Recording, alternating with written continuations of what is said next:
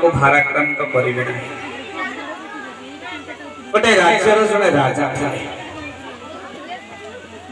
से राजांकर जने पुओ थिले, जने मंत्री थिले, जने उन्नत परिचारिक बा परिचारिका थे। राजा वृद्ध अवस्था प्राप्त हो सारे।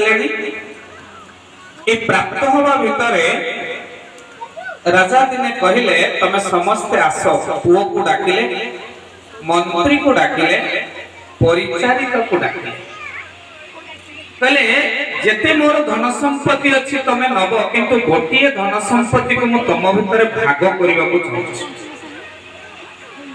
से संपत्ति हेला मो घोड़ाशाल, मो अश्वशाला रे जेतिकिटा अश्व अछि मो पुओ नब अधे, मो मंत्री नब एक पंचमांश, मो परिचारिका नब एक चतुर्थांश। बुद्ध या कहू कहू तांको प्राणवायु उड़ी जाउछि एवं तांकर सत्कार करि सारिबा परे ए तीन जनक भितरे गोटे चिंता पड़िला जे घोड़ाशाल रे भाग करबा को जिबा। घोड़ाशाल रे जे पहुंचला बेले को गोटे अजब दृश्य देखुछन।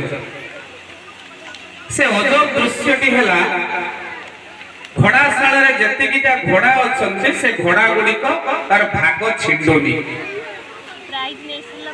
जेतबेले भाग छिंडु नाही सेतबेले तीन जनक भितरे गोटे मनस्ताप प्रसंग उंकी मारिछि। भाग छिंडुनी कोन करबो? जेतबेले भाग छिंडु नाही सेतबेले जने से अंचलर बुद्धिजीवी पाखको गले। से बुद्धिजीवी जनक तांको पचारले आपण मानकर आसीबार अभिप्राय कोन? ना हमर अभिप्राय ए कि बापा एई बोली एक प्रसंग रे घोड़ा गुडा को बांटी दैछन्ती, किंतु घोड़ा जेतिकी अछन्ती सेतिकी घोड़ा आम तीन जनक भितरे छिंडु नाही। करिबे कोन? केले गोटे काम कर, गोटे दिन धार्य कर, मु तम दरबार रे जाई पहुंचीबी।